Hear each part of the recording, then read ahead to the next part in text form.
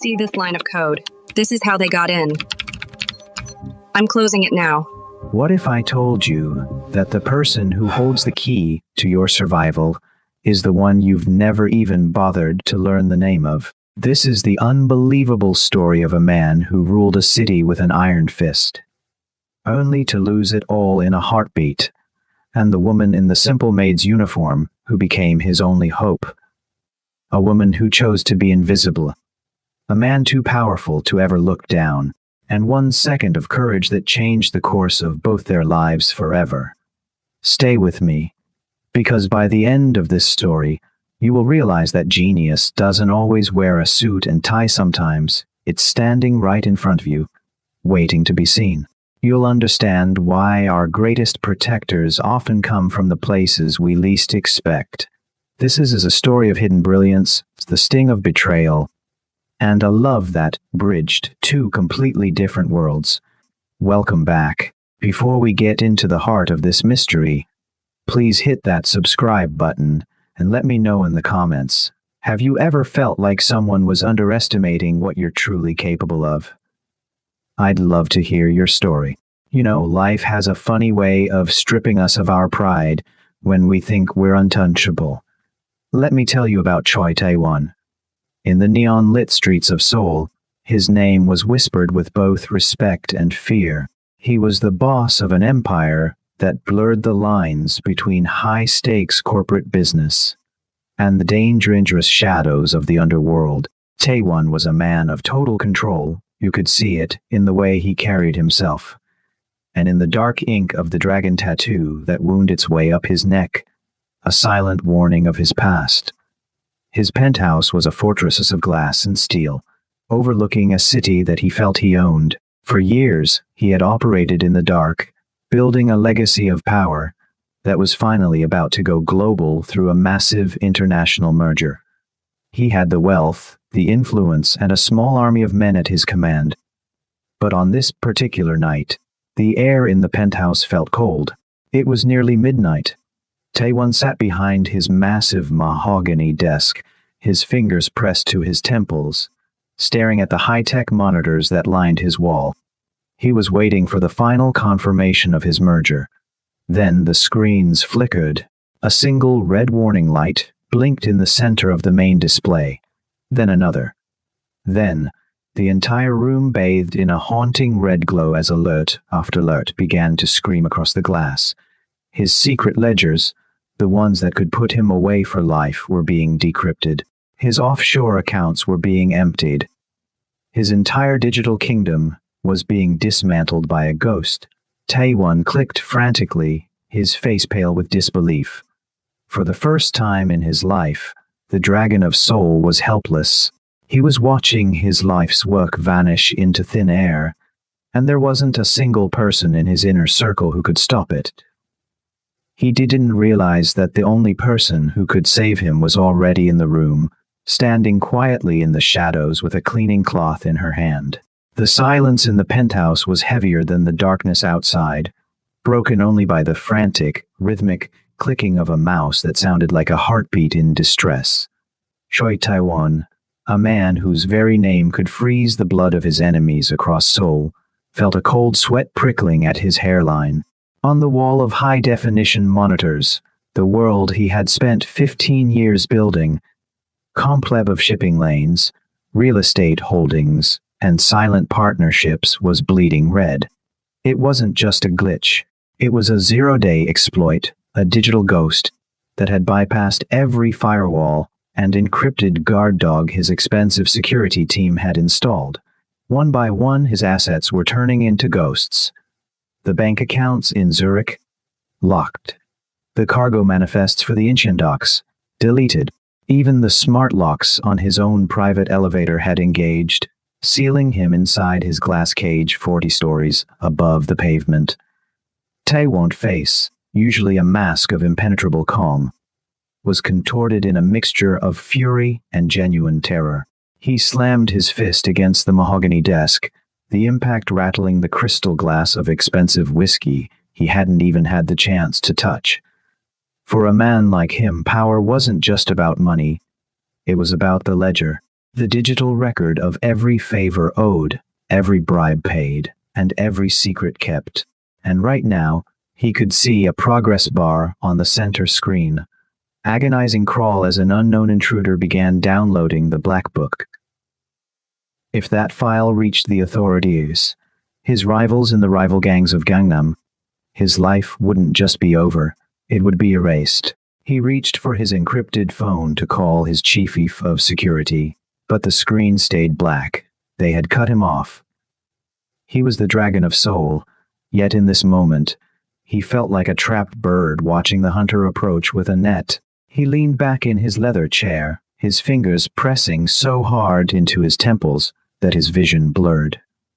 The red light from the monitors cast a demonic glow over the intricate dragon tattoo that peeked out from his collar, making the ink look as though it were writhing in the same agony he felt. He had always known that betrayal would come from the shadows, but he had expected a blade in an alley or a poisoned drink at a gala. He never expected to be defeated by a flickering screen and a series of error messages. The weight of his isolation began to crush him. He had spent his life pushing people away, treating subordinates as chess pieces and allies as temporary inconveniences.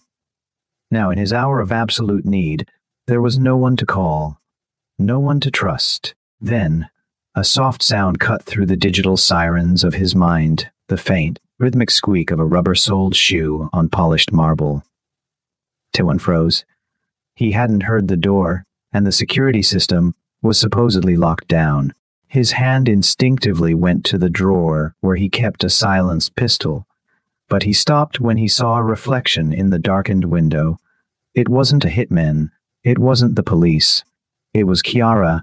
She was standing near the edge of the desk, her posture as straight and composed as a soldier's, though she held nothing but a white microfiber cloth and a spray bottle of glass cleaner.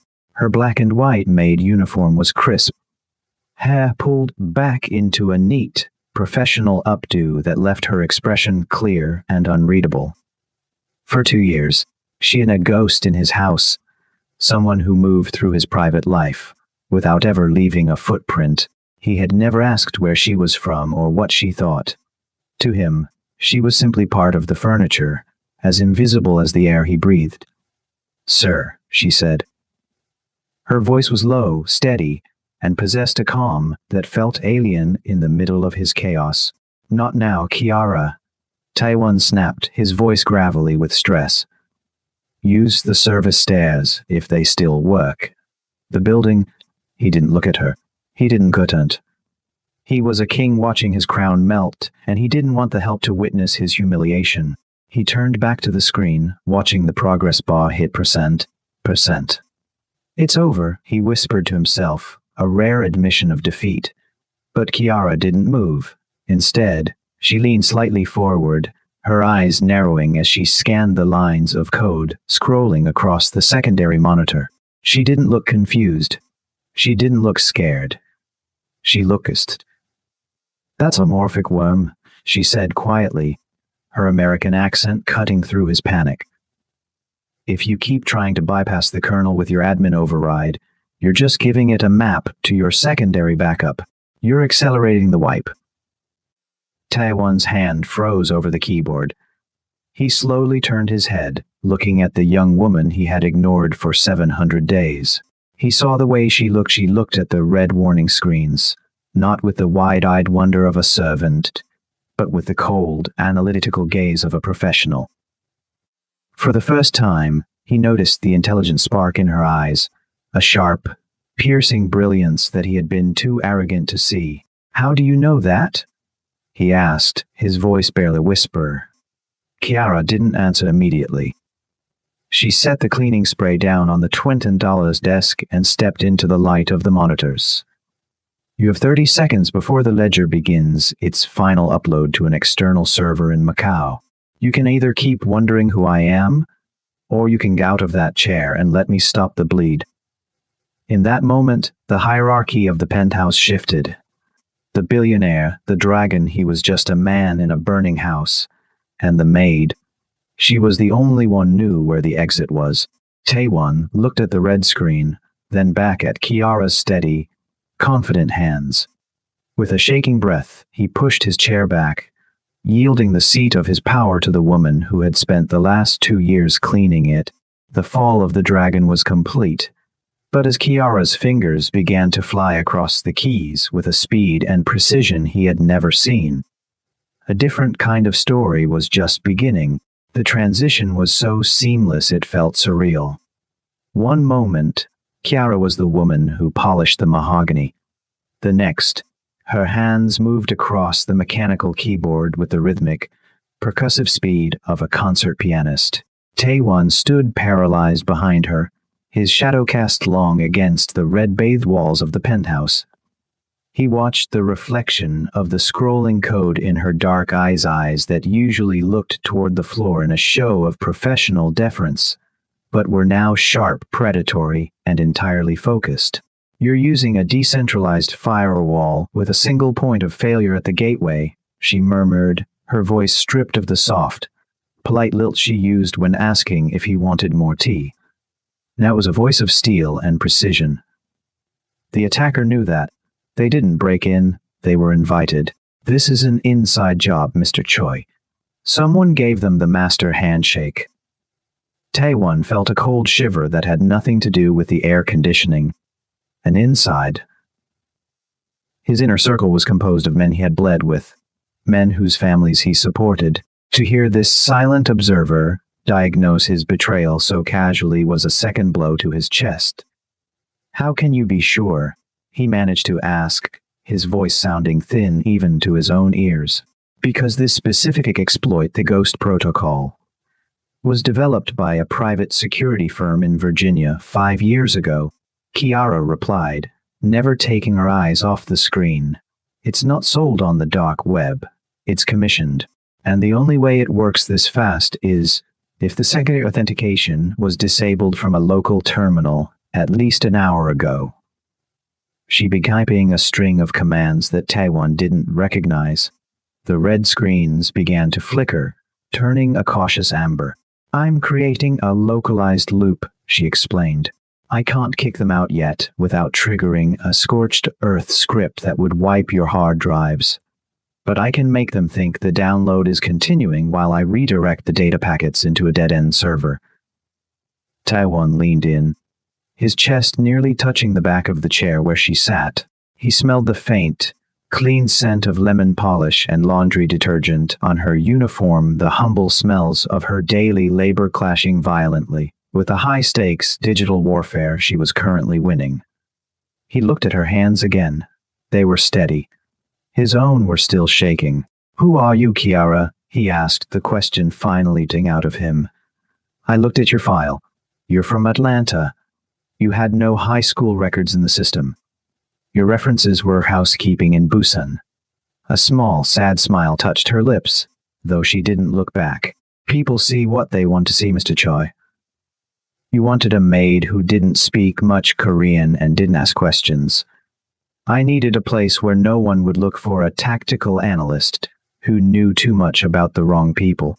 In a city of 10 million, the most powerful man's house is the best place to hide, as long as he thinks you're invisible." The amber light on the monitors suddenly turned a brilliant, steady green. The screaming sirens of the alert system died down, replaced by the low, comforting hum of a healthy network. Kiara exhaled, a long breath that seemed to carry the weight of her 2 years of silence. She leaned back, her hands finally resting on the desk. But her posture remained bright and composed. "The lockout is lifted," she said, finally turning the chair to face him. "Your assets are frozen in place, not gone, but you have a window of about 6 hours before they realize the black book they're downloading is just 3 terabytes of corrupted system logs." Taewon truly looked at her for the first time. He saw the strength in her jaw and the deep, quiet intelligence in her gaze. He realized with a jolt of shame that he had treated a genius like a shadow, a master strategist like a servant. He was the boss of a legendary criminal organization, a man who prided himself on seeing through everyone. Yet he had been completely blind to the most remarkable person in his life. "You saved me," he said, the words feeling heavy in the quiet room. "Why? You could have let it happen. You could have walked out the service door and been free me forever." Kiara stood up, smoothing the fur apron, returning to the physical stature of a maid, even though the energy in the room had shifted forever. "Because I know what it's like to be betrayed by the people you trust most, Mr. Choi. And because I've spent 2 years watching you, you're a hard man, and you've done things that would make a person lose sleep. But I've also seen you send money to the widows of the men you lost. I've seen you sit in this chair until 4 in the morning trying to figure out how to go legitimate so your daughter doesn't have to grow up in the dark." She picked up her spray bottle and the microfiber cloth, stepping away from the glowing screens that now displayed his restored empire. "I didn't save the Mafia boss," she said softly, walking toward the door. "I saved the man I think you're trying to become." Taewon watched her go, the silence of the penthouse no longer feeling like a tomb, but like a beginning. He looked at the empty chair where she had sat, realizing that his empire hadn't been saved by his gods, his lawyers, or his lieutenants. It had been saved by the woman who knew his secrets, not because she stole them, but because she was the only one who bothered to stay in the room while he was alone. The golden light of dawn began to creep over the Seoul skyline, but inside the penthouse, the air remained thick with the remnants of the night's desperation. Taewon stood at the floor-to-ceiling windows, his reflection ghosting over the sea of lights that had almost become his headstone. Kiara had returned to the shadows of the kitchenette, the soft clinking of porcelain the only sign she hadn't vanished like a dream. He looked at the master key card resting on the edge of his desk, a small piece of plastic that held the digital lifeblood of his entire organization. To give it to her meant more than just technical access. It meant handing over the secrets of the families he protected, the locations of his safe houses, and the identity and who called him boss. If she was a plant, a deeper sleeper agent from a rival faction or a foreign government, this was the moment he would walk himself to the gallows. "The sun is coming up, Mr. Choi," Kiara said, stepping back into the light.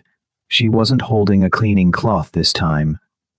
She stood with her hands clasped in front of her, her expression unreadable, but her adi. "The morning shift at your headquarters starts in 2 hours. By then, the person who initiated that handshake will realize the data they stole is garbage. They'll try a hardware override. If they do that from inside your server room, I can't stop them from here." "Not without the master key." Taewon turned, his gaze dropping to the tattoo on his neck. It was a mark of a world built on blood oaths and absolute, unquestioning loyalty. In his world, outsider was a threat by definition. His advisors would tell him to have her eliminated the moment the screens turned green, to bury the secret of his weakness, along with the woman who witnessed it. That was the way of the dragon. As he looked at Kiara, a woman who had spent 2 years seeing his humanity, while he had ignored hers, he realized the old ways were exactly what had led to this betrayal. His loyal lieutenants had seen a paycheck. This woman had seen a man trying to change.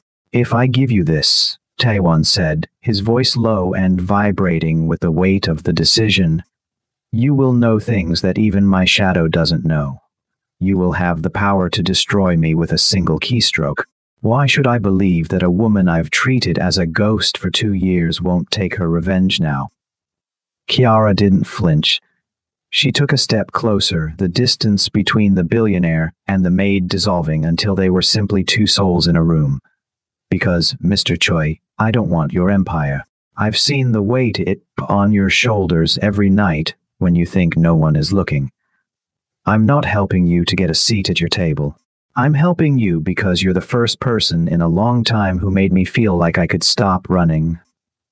She reached out, not to take the key, but to gesture toward the screens. "You have a choice. You can trust the people who call you boss, and wait for them to finish what they started tonight. or you can trust the woman who has been cleaning up your messes literally and figuratively for 2 years. The silence stretched, agonizingly thin. Taewon thought of his daughter, sleeping in a secure location, and the legacy of violence he desperately wanted to shield her from. He thought of the faces of his men, wondering which one of them had sold his life for a mountain of silver. Finally, he picked up the keycard. The plastic felt heavy, warm from the desk's electronics. He didn't just hand it to her. He placed it in her palm and closed her fingers over it with his own. It was a silent pact, a surrender of his old self. The credentials for the primary hub are encrypted behind a biometric lock, he whispered, but that the master key will bypass the physical shutters in the server room. If you're going to do this, Kiara, you have to do it now. My security detail will be here in 20 minutes to escort me to the merger meeting. Kiara nodded, her grip tightening on the card. The silent observer was gone, replaced by a woman of action. I need a secure line and a clear path to the basement level of the headquarters.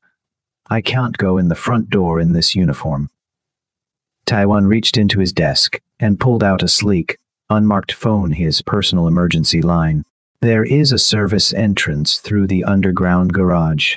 My private elevator goes straight to the core.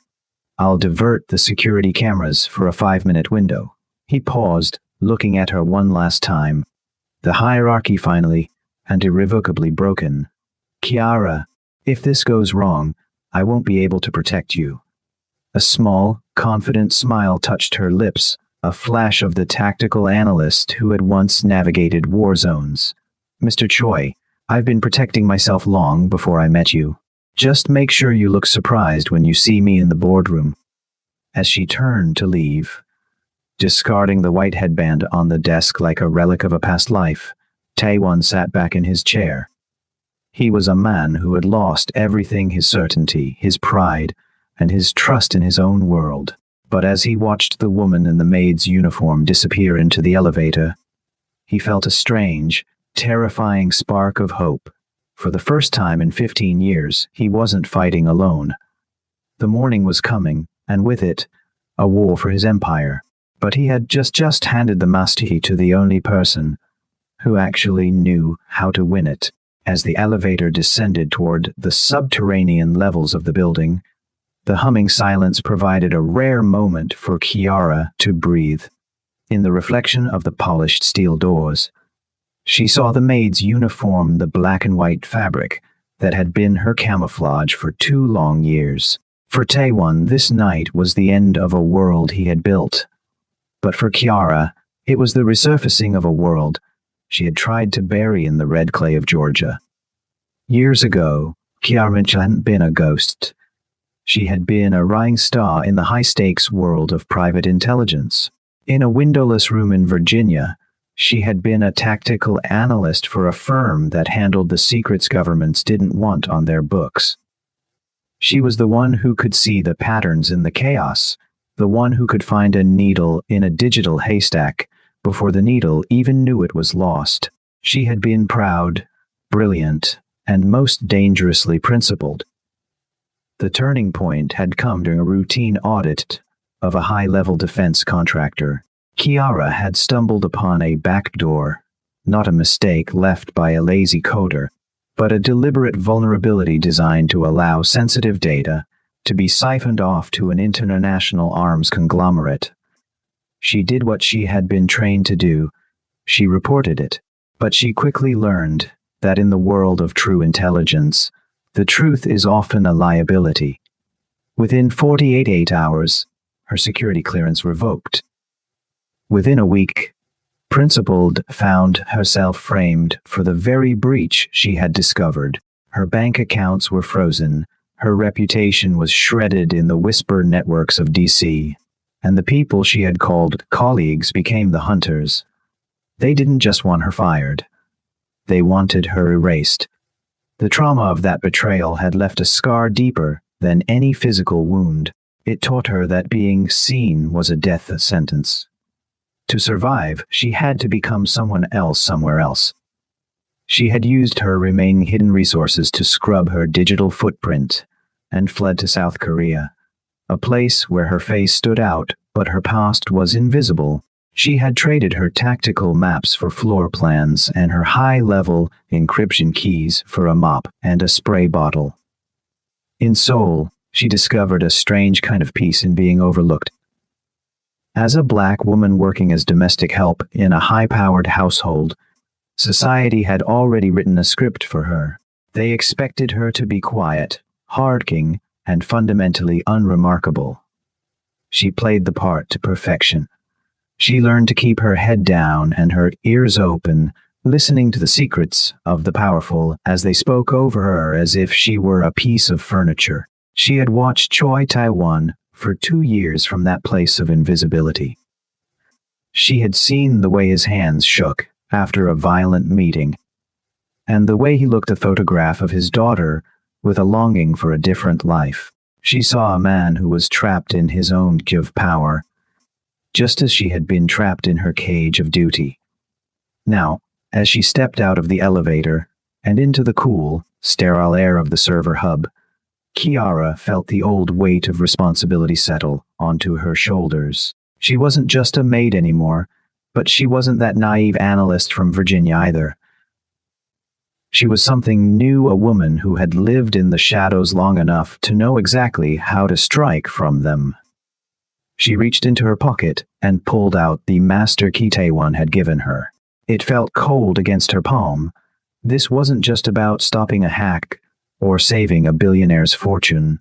For Kiara, this was the first time in years she was choosing to be seen, not because she had to, but because she decided that some things, and some people, were worth the risk of coming out of exile.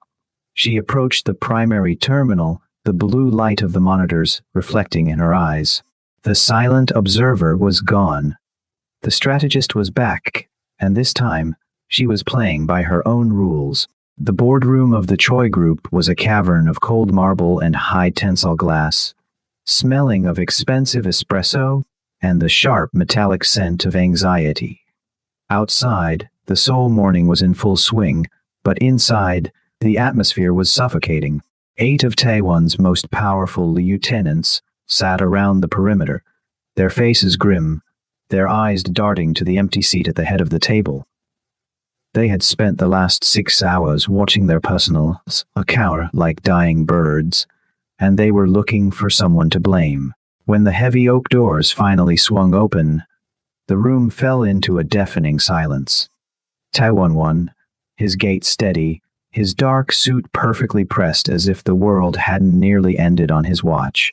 But it wasn't his presence that caused the collective intake of breath. It was the woman walking half a step behind him.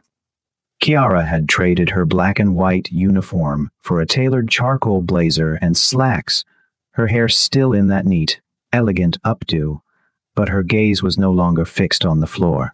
She carried a sleek tablet in the crook of her arm, her expression a mask of quiet, unshakable confidence. To the men in the room, she was a ghost made flesh, a servant who had suddenly stepped out of the shadows and into the sunlight. Tae-won didn't wait for them to sit.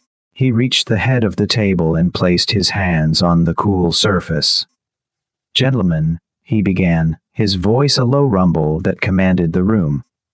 "The crisis that began at midnight has been neutralized. Our assets are secure, and the merger will proceed as scheduled at 10 o'clock. A murmur of relief rippled through the table, but it was quickly cut. Park, the oldest and most traditional of the lieutenants. He glared at Kiara, his lip curling with a mixture of confusion and disdain. "And who is this, boss? Why is the help standing in a room where blood is sworn? This is a private meeting of the inner circle." Taewon's eyes narrowed, the dragon on his neck appearing to tighten. "This is Kiara Mitchell. As of 5 minutes ago, she is the chief tactical officer of the Choi Group. She is my second in command for all matters regarding digital infrastructure and internal security. From this moment forward, her voice is my voice." The uproar was instantaneous. Chairs scraped against the floor as men stood in protest, their voices overlapping in a chaotic wave of disbelief. "She's a foreigner," one shouted. "She's a maid. I've seen her cleaning the hallways," another cried, his face reddening with insult. Park slammed his hand on the table, his voice rising above the rest. "This is a joke, Taewon. You're putting our lives in the hands of a woman who doesn't even share our history. A woman who was hired to scrub floors. Have you lost your mind in the stress of the night?" Taewon didn't shout. He didn't have to. He simply leaned forward until his face was inches from Park's. "While you were all at home watching your money vanish and waiting to tell you what to do, this woman was the only one standing in the line of fire. She stopped a zero-day exploit that none of your high-priced security teams even noticed.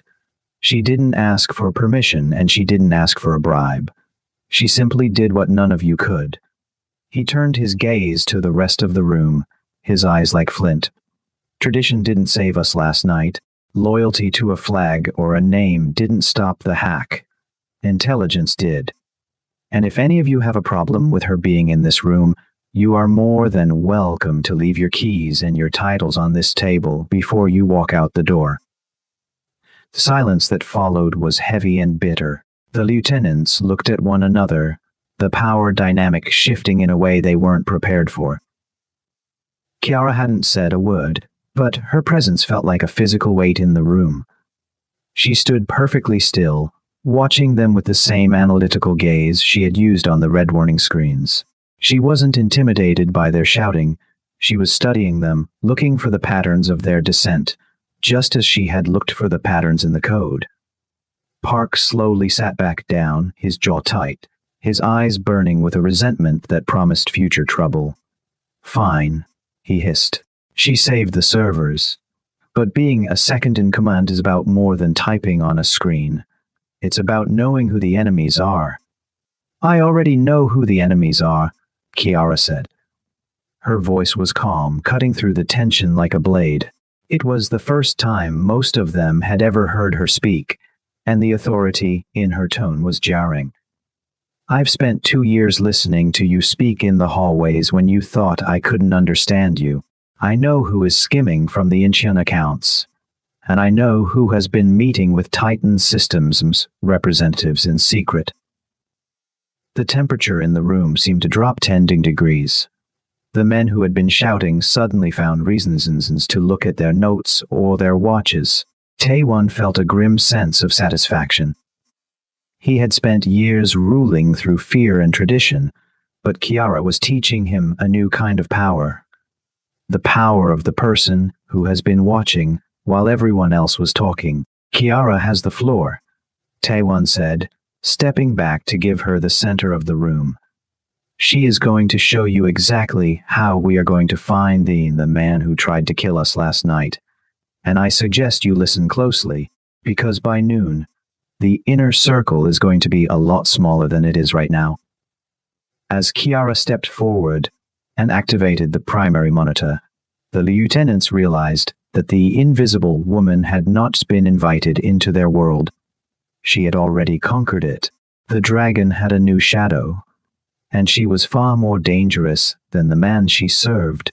The blue light of the boardroom's massive monitors bathed the frozen faces of the lieutenants in a ghostly glow.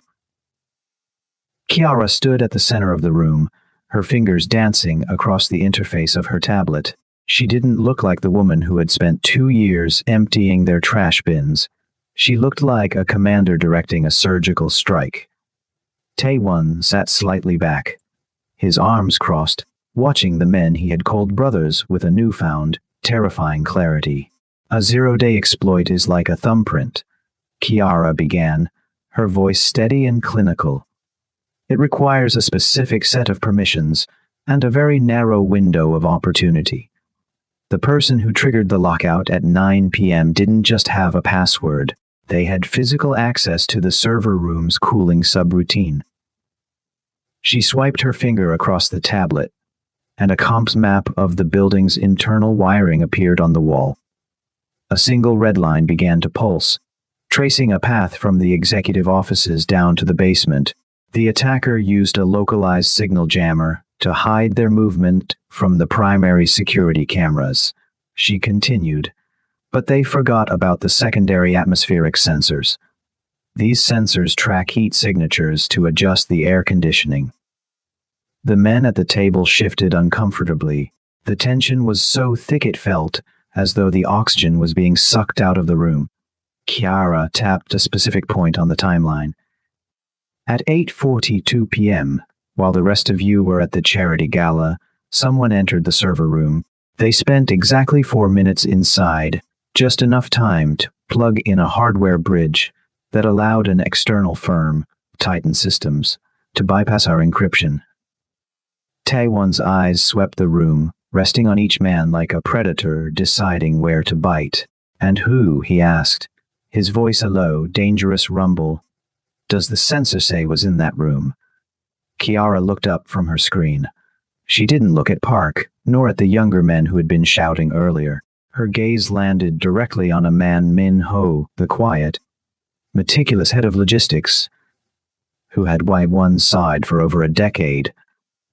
The heat signature matches a man of exactly 5'10", weighing approximately 180 pounds, Kiara said. But more importantly, the hardware bridge was activated using a specific biometric sequence. An iris scan. She swiped again. A high-resolution log appeared on the screen, showing the login credentials. The room went deathly silent. The name on the screen, in bright, unforgiving letters, was Min Ho. Min Ho's face didn't crumble into a mask of guilt. It hardened into a sneer of pure, cold hatred. He didn't try to deny it. He looked at Taewon, then at Kiara. A dry, hollow sound that echoed off the marble walls. You found it, Min Ho spat, his voice devoid of its usual humility. The maid found the ghost in the machine. But it doesn't matter, Taewon. Titan Systems already has the keys. They've promised me a seat at a table that doesn't require me bow to a man with a tattoo on his neck. You're a relic. A dinosaur waiting for the asteroid. Taewon didn't explode in rage as they expected. He stood up slowly, the silence in the room becoming heavier than the shouting had ever been. He walked toward Min Ho, his shoes clicking rhythmically on the floor. You think they want you, Min Ho? Taewon asked, his voice almost a whisper. Tate doesn't buy partners, they buy tools. And once a tool has been used to betray its first owner, it's usually thrown away. He turned to Kiara, a silent question in his eyes. She understood. She tapped a final sequence on her tablet. Min Ho thinks he succeeded, Kiara said to the room. But as I told you, I redirected it into a dead-end server. The keys he gave Titan are nothing but a recursive loop. Every time they try to use one of those passwords, it sends a signal back to me, mapping their own internal servers. Right now, I am currently downloading Titan's entire list of offshore accounts and their roster of paid informants within the Seoul Police Department. The shift in the room was tectonic. Min Ho's sneer vanished, replaced by a look of pure, unadulterated terror. He realized in that moment that he hadn't just failed his betrayal. He had led his new masters into a trap set by a woman he had never even looked at. You're not just a maid, Min Ho whispered, his voice trembling. Kiara looked at him, her expression one of calm, detached pity. I told you, Min Ho, people see what they want to see. You saw a servant. I saw a traitor who walked too heavy in the hallways. Taewon signaled at the door. As they moved Court Min Ho out, the rest of the lieutenants sat in stunned, fearful silence. They looked at Kiara Mitchell with a new kind of reverence, not the forced respect of a title, but the genuine fear of a person who holds the power of truth. The dragon had reclaimed his throne, but the room knew that the real fire was come the woman standing beside him. The betrayal had been decoded, but as Kiara closed the digital files and looked toward the window, she knew the war was far from over. Titan Systems wouldn't take this humiliation quietly, and now, she was no longer a shadow. She was a target. The tension in the penthouse had shifted from the frantic energy of a crisis to the cold, calculated stillness of a hunt. Min had been removed. But as Kiara pointed out while staring at the live data streams, he was merely the hand that flipped the switch, the true architect of the betrayal, the one within the inner circle who had coordinated with Titan Systems, was still sitting at the table, hiding behind a mask of righteous indignation. Taewon stood by the window, his reflection cutting through the morning haze of Seoul. He looked at Kiara, who was now seated at his mahogany desk, the master key resting beside her tablet. She wasn't looking at him, she was watching a series of blinking dots on a digital map. "They think they've won," Kiara said, her voice barely a whisper. "Titan Systems believes they have the corrupted logs. They'll realize it's a fake within the hour. If we want to catch the lead traitor, we have to give them something they can't resist. We have to give them the master handshake for the international merger." Taewon turned, his brow furrowed. "That's the heart of the company, Kiara. If that falls into their hands, there is no coming back." It's not the real handshake, Mr. Choi, a faint, dangerous spark in her eyes. It's honeypot, a digital tracking beacon wrapped in the skin of a 10 billion merger. But for them to believe it's real, it has to be delivered by someone they trust. Someone who thinks they are finally finishing you off. Taewon understood the gamble. They weren't just setting a trap for a hacker. They were setting a trap for a human being's greed. He called for a second, emergency meeting of the remaining lieutenants. This time, the atmosphere was different. There was no shouting, only a heavy, suspicious silence. Minho was a fool, Taewon told the men, his voice echoing with a forced wariness. But he was right about one thing. I am tired. The hack tonight proved that I can no longer protect this empire alone. I've decided to move the merger up by 4 hours.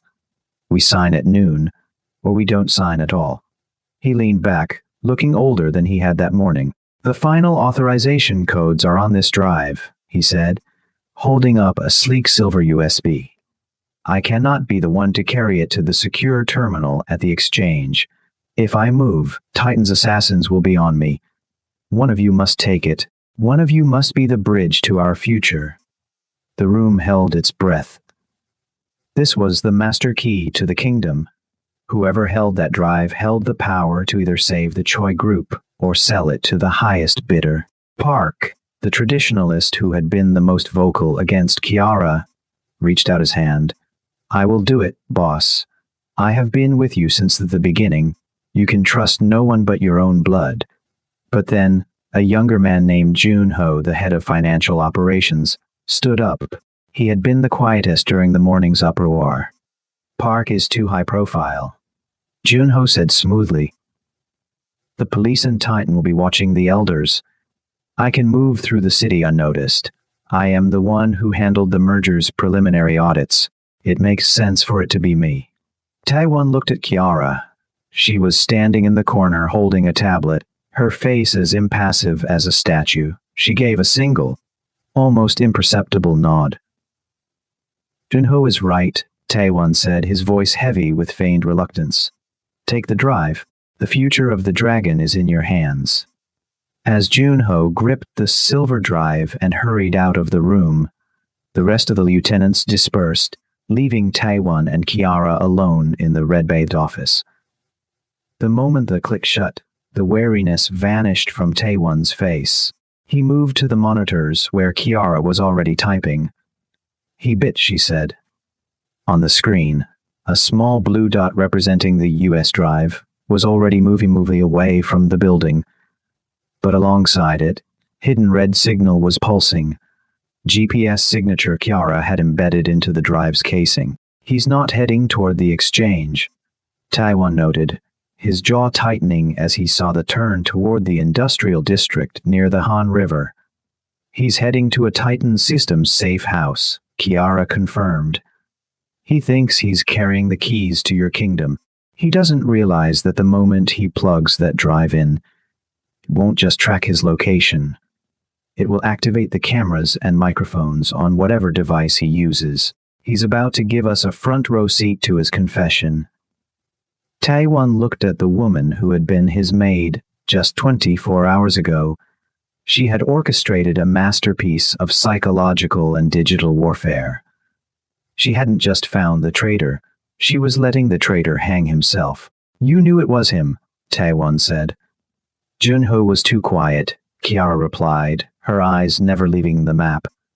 In my experience, the person who says the usually the one doing the most.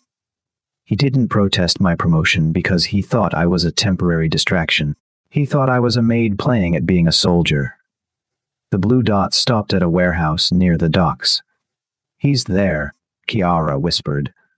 Taewon reached for his coat, the dragon tattoo on his neck seeming to pulse with anticipation. Then it's time to end this. Call the security teams. We're going to the docks. Kiara stood up, her tablet in hand. I've already alerted the tactical units, Dechoy, and I've redirected the black book data to the safe house's local network. When the police arrive, they won't find your secrets. They'll find Junho standing over a mountain of evidence linking him and Titan systems, every crime they tried to pin on you. As they walked toward the elevator, Taewon realized that he had spent his life afraid of the people who were visible. The rivals, the police, the rebels. He had never understood that the real power belonged to the one who could move through the world unseen. The trap set, the bait had been taken, and for the first time in his life, the boss was following the Maid into battle. The industrial docks of the Han River were shrouded in a thick, sulphurous fog that swallowed the moonlight. Inside the rusted skeleton of Warehouse 14, Junho with a smug grin, surrounded by 4 men in tactical gear mercenaries hired Titan systems. He held the silver USB drive aloft like a trophy. Taewon is finished, he boasted to the man on the other end of a video link. I have the handshake. By the time he realizes the drive is a tracker, his empire will be a memory. Suddenly, the warehouse's high-pressure sodium lights flickered and died, plunging the space into a suffocating, absolute darkness. What happened to the power? Junho shouted, his voice cracking with the first hint of fear. Stay calm, the lead mercenary growled, clicking on a high-powered tactical flashlight. The beam cut through the dark, sweeping across of shipping crates. But the warehouse was silent until a calm, steady voice echoed from the rafters, seemingly coming from everywhere at once. You're right about the tracker, Junho, but you're wrong about who is in control. It was Kiara. Her voice didn't carry the panic of the hunted. It carried the cold, alert focus of a predator. One of the mercenaries spun toward the sound, but before he could raise his weapon, the warehouse's overhead crane groaned to life. A massive steel pallet swung out of the gloom, knocking the man off his feet and sending his rifle skittering across the concrete. She's in the system, Junho screamed, clutching the USB drive to his chest. Kill her. Find her and kill her. But Kiara wasn't just in the system, she was the system. From her tablet in the armored van outside, she was playing the warehouse like an instrument. She triggered the fire suppression system, and a blinding cloud of chemical foam erupted, masking her movement as she slipped through a side door, her silhouette lean and lethal in the mist. Taewon moved through the fog behind her, watching in awe. He had spent his life leading with a hammer, but Kiara was using a scalpel. She didn't engage in a firefight. She used the environment to dismantle the enemy's plan in real time. She hacked the mercenaries' encrypted comms, filling their pieces with a high-pitched, agonizing feedback loop that left them clutching their heads. Pain. I see you, Junho, Kiara whispered through the warehouse's PA system. Section 4B, behind the crates of electronics. You're holding a dead drive and a one-way ticket to a life sentence. Junho bolted toward the rear exit, but the heavy steel shutter slammed shut inches from his face. He turned, gasping, only to find himself bathed in the beam of a single, surviving spotlight. Standing at the edge of the light was Kiara. She had discarded the charcoal blazer, her white headband long gone, her sleeves rolled up to reveal a focus that was terrifyingly sharp. The lead mercenary, recovered and desperate, lunged at her with a combat knife. Kiara didn't flinch. With the economy of motion that only comes from years of high-level tactical training, she parried the strike, used the momentum to send him into a stack of pallets, and disarmed him before he hit the ground. Taewon stepped out of the shadows then, his presence filling the space with heavy gravity of the dragon. He looked at Junho, who was now trembling so violently the USB drive fell from his hand. "You thought she was just a maid," Taewon said, his voice a low, terrifying rumble. "You thought I was weak because I trusted her. I can explain," Junho stammered, looking toward the dark corners for an escape that didn't exist. "There is nothing to explain," Kiara said, stepping forward. She tapped her tablet one last time. Outside, the wail of sirens grew louder, not the local precinct, but the National Cybercrimes Task Force. "The data on that drive didn't just track you, Junho. It broadcast your conversation with Titan Systems to every major new news outlet in the city. You didn't just betray the boss. You confessed to the world." The standoff was over.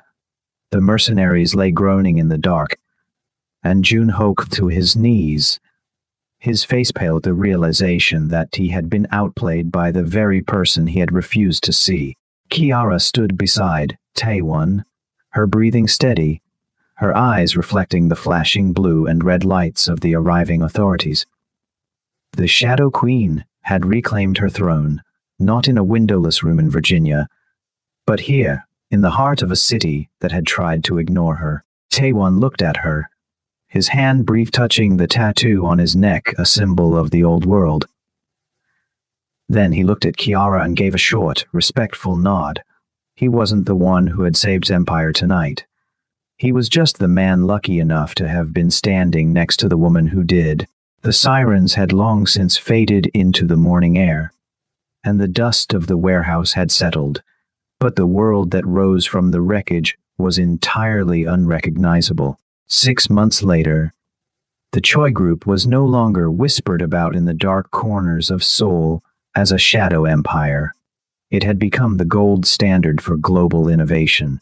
The transition hadn't been easy. It required a surgical extraction of the old god and a complete dismantling of the boss that Taewon had worn like armor for over a decade.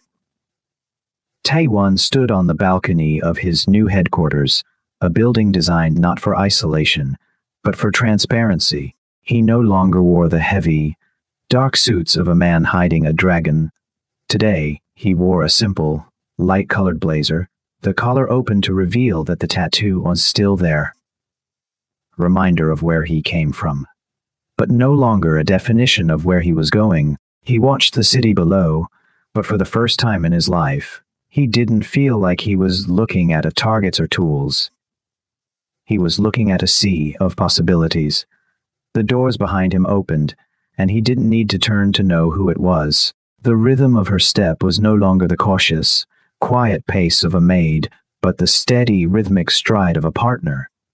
Kiara joined him at the railing, her hair styled in its signature elegant updo, her eyes reflecting the bright morning sun. She was the chief executive of the newly formed Mitchell Choi Foundation, a division of the company dedicated to finding of talent in the underserved neighborhoods of the world. The board just approved the expansion into Atlanta, Kiara said, a smile playing on her lips. They were hesitant at first, but once they saw the data on the talent pools we're tapping into, they couldn't say no. Taewon turned to her, his expression softened by a peace that would have been unimaginable a year ago. They couldn't say no because they've finally learned to trust the person behind the data. They've learned what I learned that in the penthouse, that the most valuable person in the room is often the one you've been trained to overlook. He reached a hand, his fingers interlacing with hers.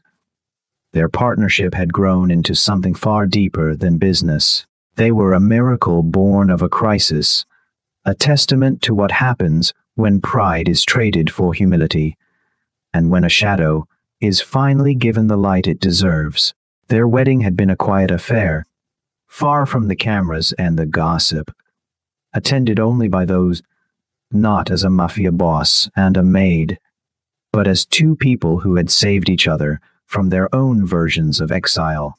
I still remember the first day you walked into my office, Taiwan said, looking back at the glass doors where his staff moved about, collaborating in an open-plan space that encouraged the very brilliance Kiara represented. I thought I was the one in control. I thought I had everything figured out. You were just waiting for a reason to change, Taiwan. Kiara replied softly. You just needed someone to see the man under the ink. The Choig had been rebranded as the Horizon Legacy, a nod to the reference story that had guided their transformation. It was a company built on the principle that genius has no hierarchy, and that loyalty is earned through respect, not fear. They spent their days dismantling the old systems of corruption and replacing them with a legacy of transparency that shook the foundations of Seoul's corporate world. As they stood together, looking out over the city they were helping rebuild, the voice of the narrator seemed to echo in the wind, reminder to the world that our greatest blessings often come wrapped in the most unexpected packages. They were no longer the dragon and the ghost. They were the visionaries of a new empire, one where no one was invisible and everyone had a seat at the table. Taiwan looked at Kiara, his wife and his equal, and realized that he hadn't just saved his company that night. He had saved his soul, and as they walked back inside, hand in hand, to start the day's work, it was clear that the story of the Korean boss and the Black Maid wasn't just a story about. It was a story about the kind of love and brilliance that changes the world in seconds. As they stood there, looking out over a city that was finally beginning to reflect their vision, it became clear the miracle wasn't the billions of dollars or the high-tech empire they had built.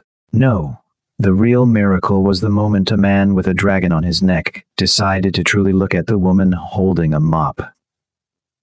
Taiwan and Kiara spent the rest of their lives proving that when you stop looking at titles and start looking at souls, you find the strength to change the world. They taught us that no one is truly invisible unless we choose not to see them, and that sometimes the person you think is your servant, the one destined to be your savior. As we leave the penthouse and the bright lights of Seoul behind, I want you to take a look around your own life. Who are the invisible people in your world? Who are you walking past every day without a second thought? Because the truth is, we are all just one moment away from needing a miracle, and we are all just one act of kindness away from being one for someone else. If this story of Choi Tae-won and Kiara Mitchell touched your heart today, please hit that like button and subscribe to our channel. It helps us keep sharing these stories of hope and transformation with the world. And before you go, I have a question for you. Have you ever had a moment where someone you underestimated ended up being the person who saved the day? Tell me your story in the comments below. I read every single one. And I love hearing where in the world you are watching from. Thank you for staying with me until the end. Remember, keep your eyes open and your heart humble, because your greatest blessing might be wrapped in the most unexpected package. I'll see you in the next story. God bless.